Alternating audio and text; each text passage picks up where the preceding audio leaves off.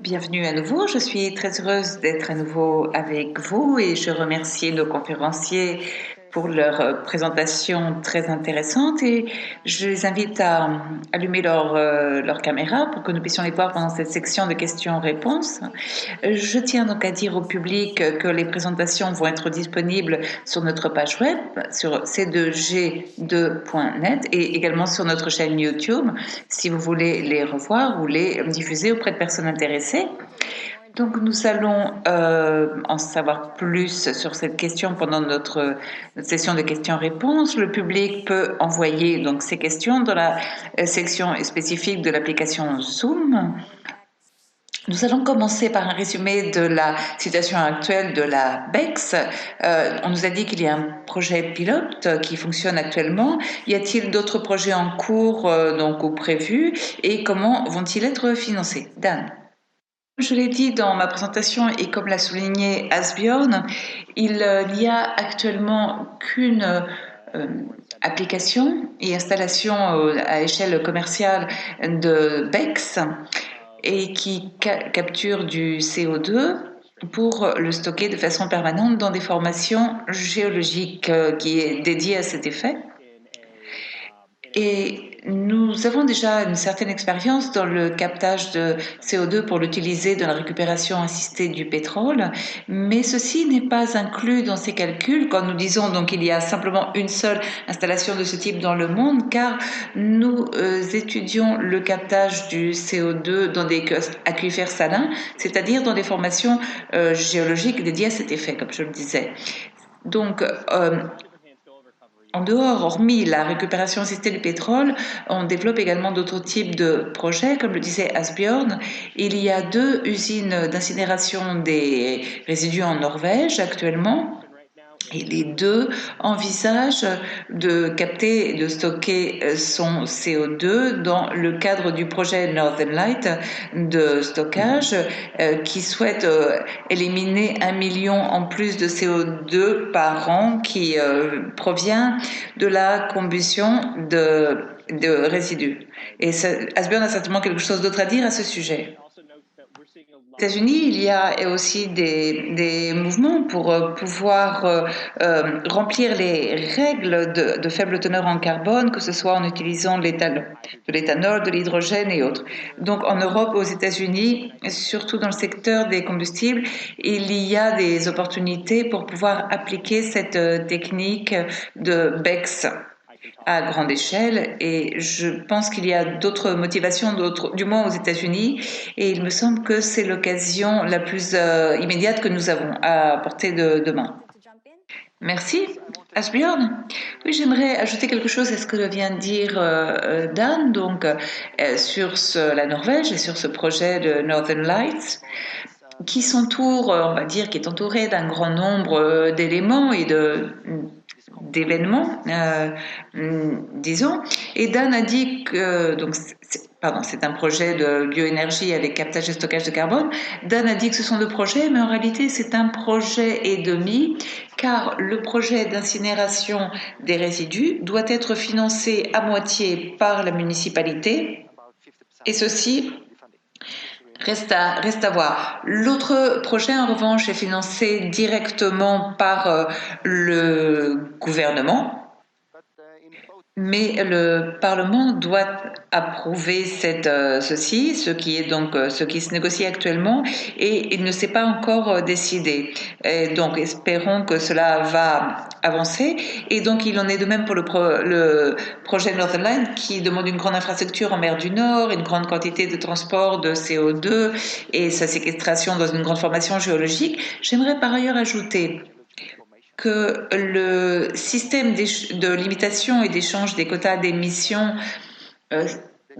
s'accompagne de ses propres difficultés en Europe, mais il y a également eu certains mouvements dans ce sens ou à cet égard, et donc ils envisagent d'intégrer la foresterie ou le captage négatif du carbone dans les bois et donc ainsi que l'affectation des terres et la foresterie sont envisagées, enfin, elles pourraient être envisagées d'être inclus à ce système de quotas d'échange des émissions.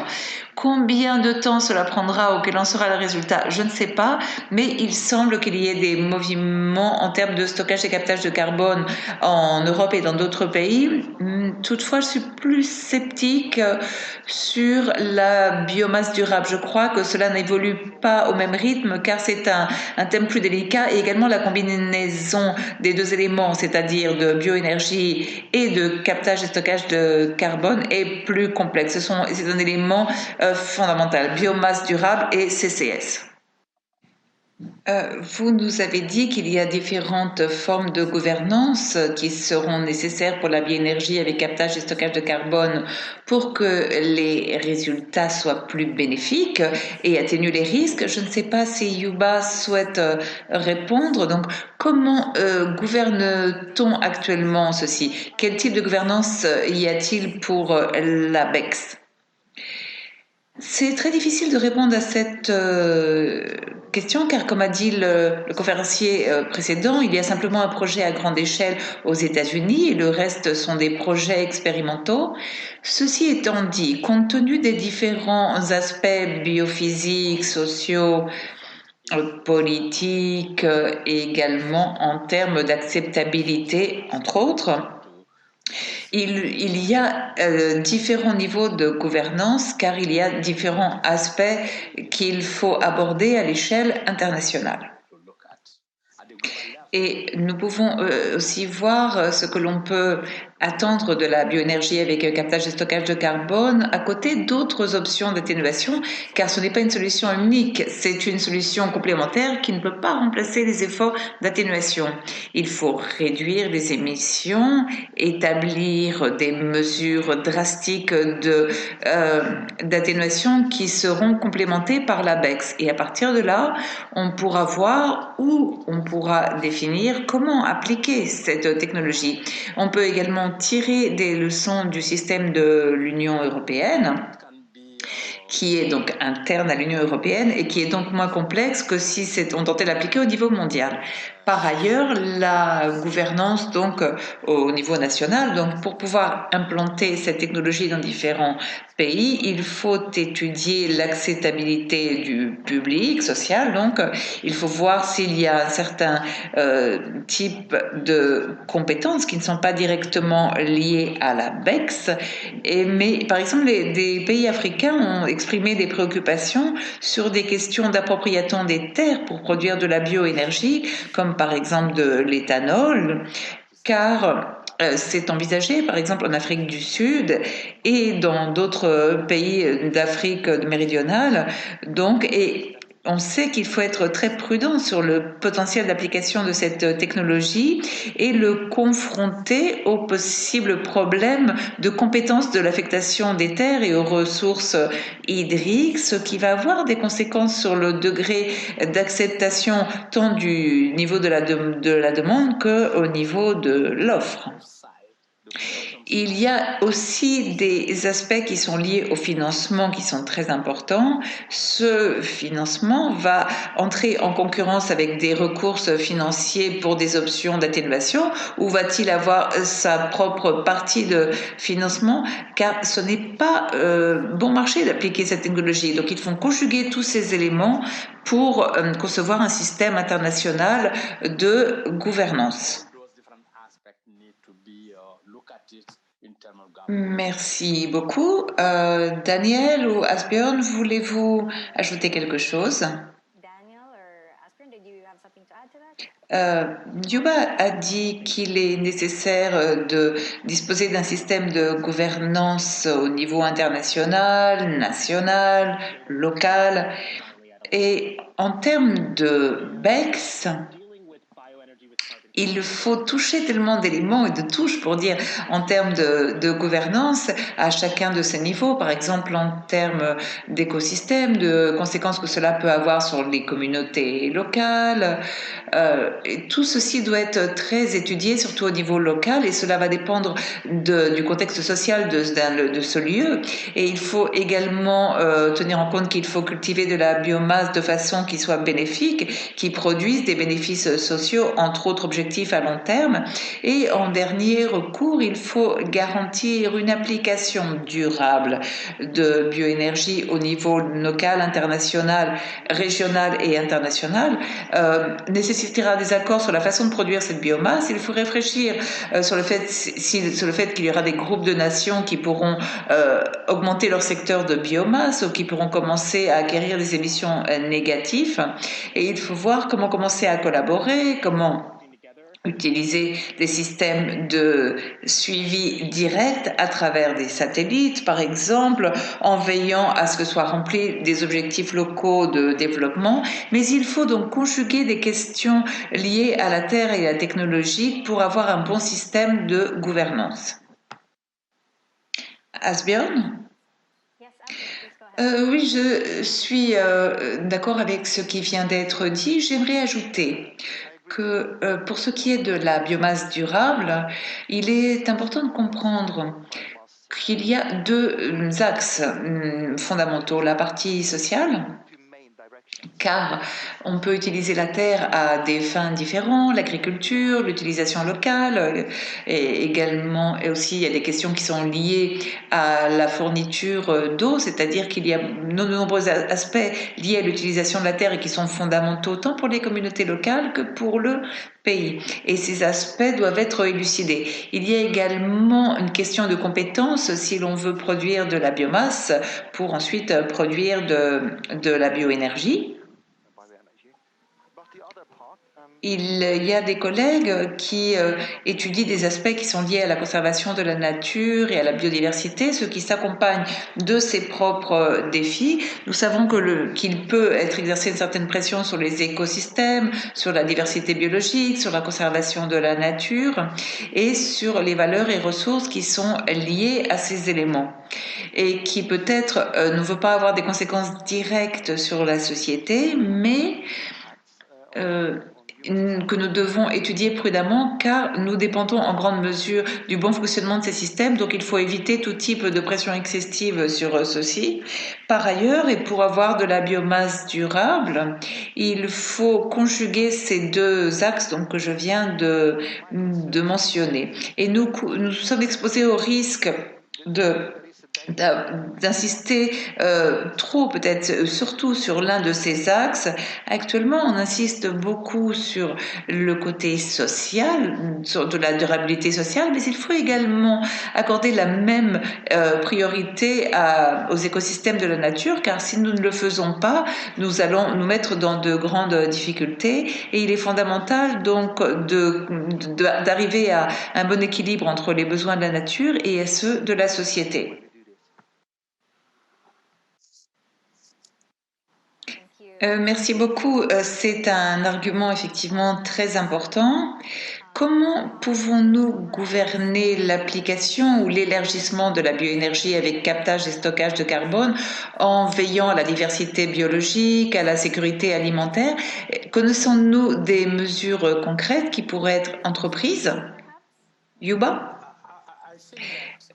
Je crois nous savons déjà beaucoup de choses sur la BEX pour ce qui est de la faisabilité technique ou des aspects économiques. Toutefois, nous ne connaissons pas ou nous connaissons moins tous les éléments que nous avons déjà mentionnés, à savoir sur les conséquences sociales. Nous savons qu'il peut y avoir des conséquences en termes de sécurité alimentaire en raison de la concurrence pour les ressources des terres et que cela peut également avoir des conséquences sur la biodiversité et au niveau mondial.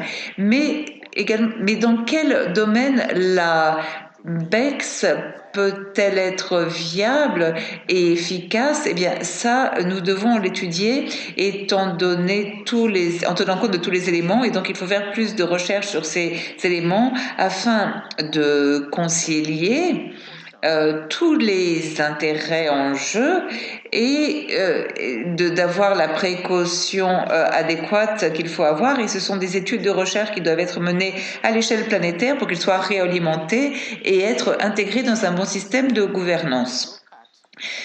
Par ailleurs, nous devons voir si cela peut faire partie des contributions déterminées au niveau national, les CDN, car si c'est le cas, il doit exister une détermination politique de la part de certains gouvernants d'utiliser cette technologie au niveau national, et par conséquent, il faut aussi faire des recherches sur les conséquences que ceci peut avoir au niveau international mondial à l'heure de notifier, et également à l'application au niveau local.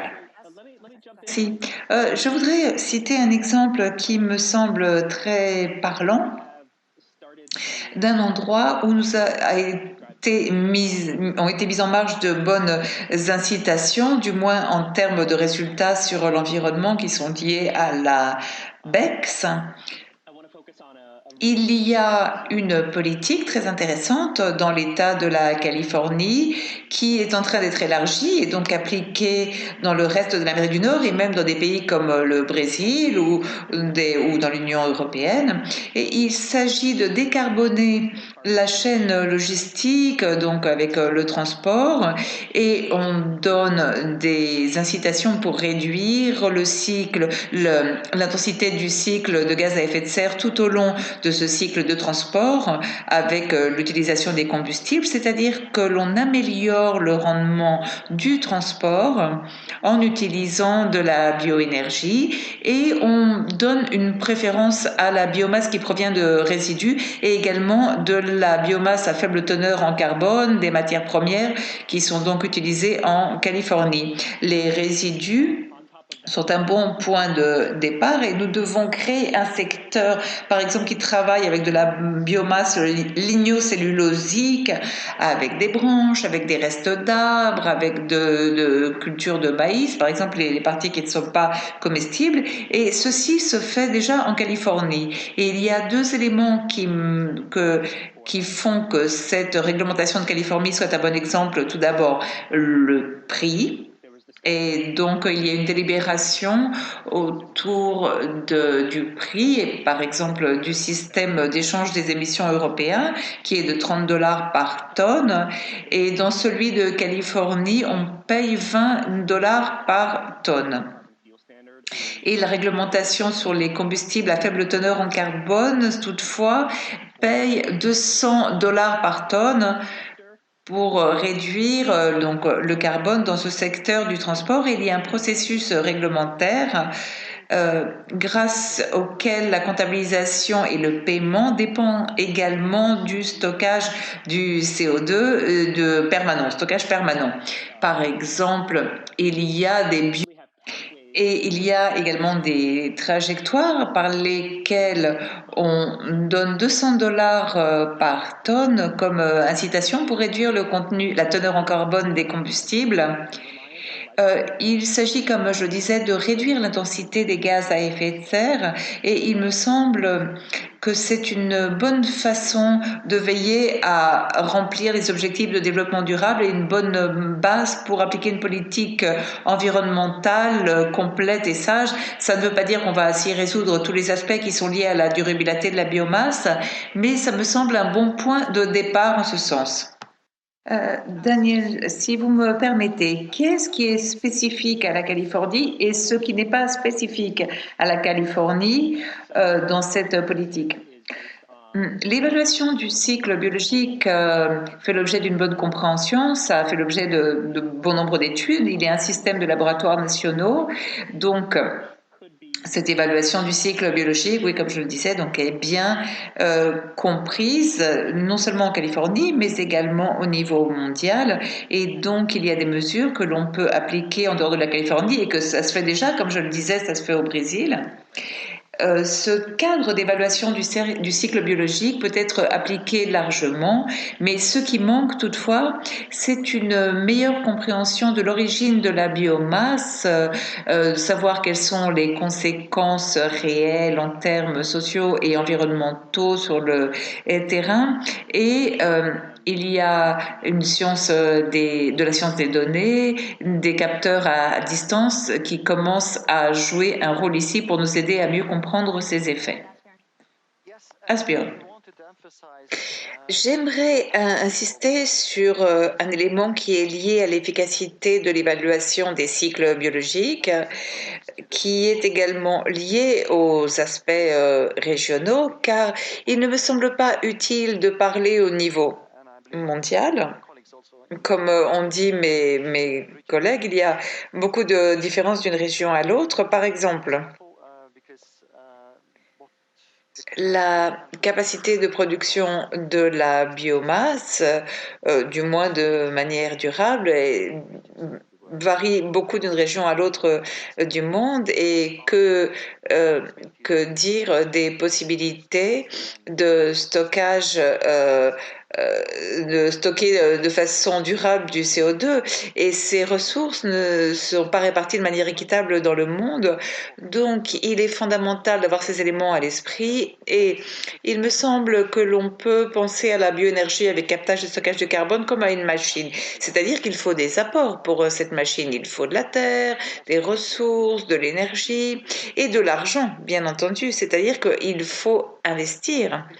Par ailleurs, ce que nous souhaitons obtenir de la machine, c'est de l'énergie et du captage de CO2, mais à chacune étape de ce processus, depuis la production de la biomasse jusqu'à la transformation de la biomasse en chaleur, électricité, combustible et également pour le composant de captage et stockage de carbone, il faut garder à l'esprit qu'il faut de l'énergie. Il y a également des pertes d'efficacité qui peuvent être plutôt importantes.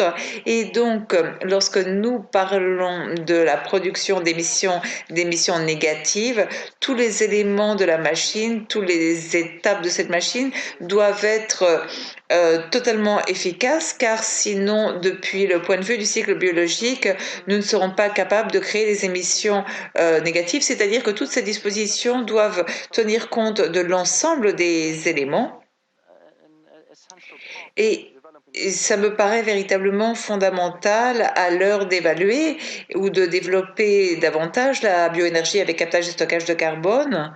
Et nous devons tenir compte de tous les maillons de cette chaîne et tous les maillons doivent être efficaces, assez efficaces, car sinon nous n'obtiendrons pas l'objectif visé.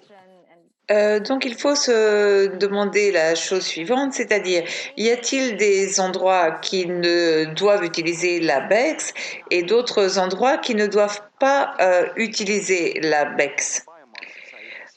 Je crois que cela a davantage trait au côté biomasse plus qu'au captage et au stockage du carbone. Pour ce qui est donc de l'élément biomasse, il y a beaucoup de concurrence de l'utilisation des terres et ceci est fondamental. Dans les régions du monde dans lesquelles il y a une production nette de biomasse, par exemple avec des bois, et comme le disait Dan, s'il y a des résidus que l'on peut utiliser pour la biomasse, alors il y a un plus grand potentiel de se servir de la BEX d'une façon plus efficace, donc dans ces régions du monde. Toutefois, dans les régions où il y a une plus grande concurrence pour l'agriculture ou pour des utilisations locales, ou même avec certains écosystèmes, les perspectives d'avoir recours à des activités de BEX sont moindres. Le point fondamental, c'est qu'on doit utiliser la biomasse de façon durable et garder en tête les facteurs de concurrence dans l'utilisation des terres. Cela me paraît fondamental. Yuba, voulez-vous ajouter quelque chose? Euh, la, la seule chose qu'il faudrait ajouter, c'est que la gestion de résidus est un cauchemar dans de nombreux endroits du monde. Et si l'on pouvait trouver une façon qui aille dans ce sens pour réduire la concurrence de l'utilisation des terres et pour réduire les conséquences sur la biodiversité, tout en aidant à résoudre et gérer ce problème, ce serait parfait. Mais je me demande si tout type de résidu peut être utilisé pour la BEX, car et il faudrait un temps infini pour brûler tous les résidus et il y a un potentiel limité pour transformer du gaz ou des liquides et donc il faut avoir ces éléments à l'esprit car aussi bien dans les pays du Nord que dans les pays du Sud global, la gestion des résidus, comme je le dis, est un véritable cauchemar. Quoi qu'il en soit, il faut l'examiner car ça peut être une solution très bénéfique. Je voulais à nouveau donner un exemple norvégien. Nous avons un programme très ambitieux pour augmenter le pourcentage de biocombustibles utilisés en Norvège. Il y a 2 ans, nous importions 99% de la biomasse pour produire des biocombustibles qui seraient ensuite utilisés en Norvège. Nous exportions ceci de différents pays. Pourquoi? Parce que nous voulons nous servir des biocombustibles de deuxième génération qui sont basés sur la foresterie ou sur des résidus, mais nous n'avons pas d'infrastructure, la capacité industrielle et les investissements nécessaires pour le faire. En outre, il s'agit aussi d'une question de coût, car produire du biocombustible à partir de résidus et de produits forestiers est beaucoup plus cher que de se servir de combustibles fossiles traditionnels et c'est la situation dans laquelle nous nous trouvons. C'est-à-dire qu'il faut beaucoup travailler, il faut beaucoup investir et cela reste à faire, mais l'un des principaux défis que l'on voit dans tous les aspects, et cela fait des années que je travaille dans ce domaine, et donc c'est la question du coût de l'application de la bioénergie avec captage et stockage de carbone qui est beaucoup plus cher que la valeur actuelle des combustibles. Si nous prenons ceci comme point de référence, c'est-à-dire les 29 dollars qui sont payés dans le système européen d'échange des quotas des émissions. Et donc, c'est beaucoup plus cher que la valeur du carbone à l'heure actuelle. Donc, nous devons travailler sur ce point pour faire en sorte que cette initiative soit viable, ce qui n'est pas possible dans la plus grande partie des pays. C'est-à-dire que le problème est basé sur le fait qu'il n'y a pas d'incitation, ou si il y en a, elles sont minimes pour encourager cette industrie, excepté dans certaines mesures, comme l'a dit par exemple Dan, qui sont mises en œuvre en Californie et qui surgissent de la détermination politique de vouloir appliquer ces cadres. C'est-à-dire qu'il faut, de façon délibérée, et prendre des décisions politiques pour que cette industrie soit attirante et il faut pour ceci faire beaucoup de recherches car il nous reste beaucoup de choses à comprendre et il faut apprendre de la pratique, mais avant, il faut le cadre politique adéquat et l'engagement de l'industrie. Daniel, voulez-vous ajouter quelque chose? Oui, je suis complètement d'accord avec ce qui vient d'être dit. Il est fondamental de disposer d'études qui se demandent comment éliminer des milliards de tonnes de CO2 à l'échelle planétaire et pour pouvoir remplir les objectifs climatiques, et nous parlons d'une échelle gigantesque, il faudrait appliquer ceci 1000 fois plus de ce que l'on fait actuellement pour pouvoir atteindre ces objectifs à la moitié du siècle. Et il faut que nous garantissions que les technologies soient appliquées de façon durable, mais également qu'elles soient appliquées pour commencer. Et pour ceci, il faut commencer à petite échelle pour apprendre de ces projets dans le but de les passer à plus grande échelle ultérieurement. Parfois, nous avons des études avec des modèles dont nous pensons qu'ils vont prédire tout ce qu'il va se passer, mais rien n'est plus sûr. Et comme le vient de dire Asbjørn, l'industrie ne va pas décoller tant qu'il n'y aura pas un environnement politique adéquat qui reconnaisse la valeur qu'il y a à absorber du CO2 de l'atmosphère et qui établisse un prix du carbone pour que cette technologie soit véritablement compétitive. Car tant que nous absorberons simplement des millions de tonnes de CO2 à l'année, il sera difficile de savoir quelle sera la situation ou comment on pourra absorber des milliards de tonnes par an. Il me semble qu'il est fondamental d'apprendre de ce que l'on a fait jusqu'à présent et de l'expérience recueillie, qui est basée surtout sur des modèles, mais les modèles ne peuvent pas résoudre toutes les questions, car les modèles s'alimentent différentes hypothèses et d'éléments qui peuvent diverger, et donc il faut apprendre de l'application pratique de ces technologies, de l'expérience pratique, pour voir quelles leçons nous pouvons tirer donc pour élaborer les meilleures politiques au niveau planétaire. Vous avez dit que la bioénergie est associée au captage et au stockage du carbone, le CSC, et cela se fait depuis un certain temps en fonction de l'environnement politique. Donc, ce CSC lié à la bioénergie est-il égal au CSC qui se pratique dans d'autres secteurs? Asbjørn. Asbjørn, votre micro n'est pas allumé. Ah, là, ça va mieux. Oui, le captage et le stockage de carbone fait partie d'une famille de technologies qui peuvent être appliquées à différentes sources et endroits d'émissions de CO2. Cela peut être le secteur du ciment, par exemple.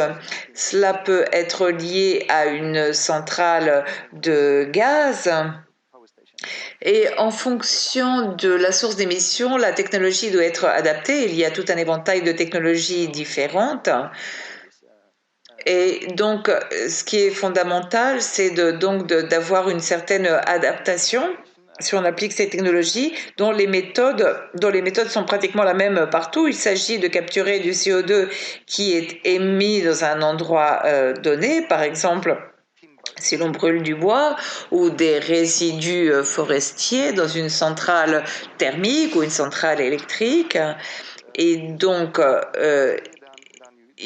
on va produire du CO2 qui va être émis et qui va être ensuite capté, et ceci est ce qui est fait d'une façon générale dans toutes les applications actuelles dans les technologies modernes, car il y a d'autres technologies qui changent le processus de production d'un secteur donné pour qu'il capte du CO2, mais la majeure partie sont des technologies de combustion. Donc dans ce cas, il s'agit tout simplement de capturer du CO2 d'une source polluante. Donc il n'y a pas de grande différence pour les applications ou du modèle de captage qui est appliqué dans d'autres activités.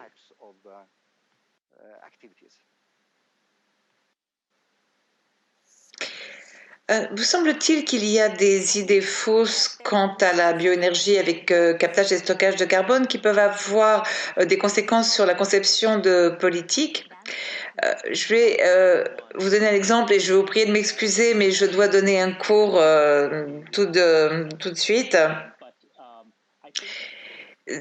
Donc, la BEX est censée être appliquée à grande échelle et ceci implique une grande quantité d'utilisation des terres dans le monde, et il me semble que c'est une idée fausse pour pouvoir commencer de manière stratégique dans différents endroits du monde.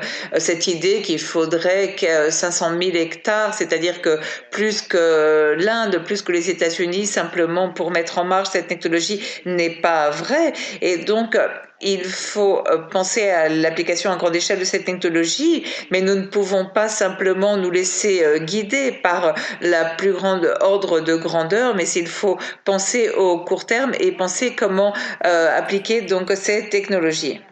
Merci beaucoup. Oui, comme je disais, je dois partir car maintenant je dois donner un cours. Une dernière question avant de terminer. Comment la BEX a-t-elle une influence et une répercussion sur la réflexion du GIEC sur les différents profils d'évolution compatibles avec l'objectif de réchauffement à 1,5 degré dans son 6e rapport d'évaluation et également dans l'évaluation des rapports scientifiques? Je crois que beaucoup de personnes ne savent pas très bien ce que fait le GIEC. On parle des scénarios du GIEC, mais ce n'est pas ceci. Le GIEC ne fait pas de scénario. Le GIEC ne réfléchit pas en tant que tel, mais se contente d'évaluer tout ce qui est publié, donc toutes les études qui ont été publiées. Donc nous les évaluons et à partir de ceci, nous réalisons différents exercices de modélisation pour voir quel est le potentiel et les possibilités que renferme chaque technologie pour pouvoir atteindre l'objectif que nous nous sommes fixés de limiter le réchauffement à 2 degrés ou idéalement à 1,5 degré. C'est-à-dire que le GIEC ne publie pas en tant que tel. Et plus il y a de littérature et plus diverses sont les études et les perspectives de celles-ci, eh bien mieux le GIEC pourra faire une évaluation. Asbjørn, j'aimerais ajouter 2-3 commentaires. Il est vrai que le GIEC dépend des études qui sont publiées, mais pour ce qui concerne les émissions négatives, et en particulier en ce qui concerne la BEX, l'évaluation et surtout le rapport spécial sur le réchauffement global à 1,5 degré qui a été publié il y a 2 ans, ont ses avantages et ses inconvénients. Le point positif, c'est qu'il envisage le besoin d'avoir des technologies d'émission négatives et il dit donc à un public beaucoup plus large. En Norvège, nous voyons qu'il y a de plus en plus de personnes qui sont conscientes du fait qu'il est très difficile d'atteindre les émissions négatives donc et d'éviter d'avoir recours à des technologies qui atteignent ces émissions négatives si nous voulons véritablement atteindre les objectifs climatiques fixés dans l'accord de Paris. Donc il me semble que ça c'est un aspect positif du travail d'examen de la littérature scientifique que réalise le GIEC. Mais par ailleurs, il y a une certaine confusion ou une idée fausse sur ces profils d'évolution et ces hypothèses. Mais il y a une série d'observations essentielles et des malentendus sur ce que le GIEC envisage dans son rapport spécial sur le réchauffement planétaire à 1,5 degré, car dans les hypothèses envisagées, il y a un recours important à la BEX, et il est vrai que le GIEC dit que c'est un exercice d'hypothèse, et que se passerait-il si, mais parfois certaines personnes, ou par exemple des politiques ou d'autres personnes, peuvent mal interpréter ce qui est envisagé et considèrent qu'il est réaliste ou viable d'avoir recours à la BEX à une échelle aussi grande, ce qui ne doit pas être partagé par ceux qui ont réalisé ces études de recherche. Nous ne sommes pas convaincus qu'on peut avoir recours à tel point à la BEX en raison des conséquences que cela aurait sur les écosystèmes, l'utilisation de la terre, la biodiversité. Ce n'est pas possible et ce n'est pas viable. Ce que le GIEC montre, c'est jusqu'à quel point ce qui nous coûterait ou ce qu'il faudrait pour pouvoir atteindre cet objectif. Et oui, je suis d'accord. Le problème, c'est que beaucoup de personnes ne lisent les conclusions et ne lisent pas les hypothèses, car il y a beaucoup d'hypothèses que les personnes écartent et ils ne regardent que les conclusions et ils disent ah bon c'est possible, ah oui c'est possible, mais sous quelles conditions? Et c'est les conditions, les résultats que nous indiquent les modèles et également la Convention cadre des Nations Unies sur les changements climatiques a demandé au GIEC s'il était viable d'atteindre l'objectif de limiter le réchauffement climatique à 1,5 degré. Et à partir de cette question, nous avons réalisé différents modèles à partir de différentes hypothèses. Mais personne ne regarde ces hypothèses. Eh bien, je crois que ce que montre le GIEC, c'est qu'à partir de certaines hypothèses et en ayant recours à certaines technologies, dans une certaine mesure, on pourrait atteindre, réussir à limiter le réchauffement à 1,5 degré, mais ça ne veut pas dire que ce soit le remède miracle, comme pensent certains. Eh bien, je crois que nous sommes arrivés à la fin de notre activité. Merci beaucoup à vous nous avoir donné du temps et pour partager ce que vous savez. Merci également à notre public pour ces questions. Et n'oubliez pas de remplir le questionnaire qui va apparaître sur votre écran à la fin de ce webinaire pour que vous nous aidiez à améliorer ces activités à l'avenir. Nous espérons vous revoir bientôt et à bientôt. Au revoir. Au revoir. Au revoir. Merci. À bientôt.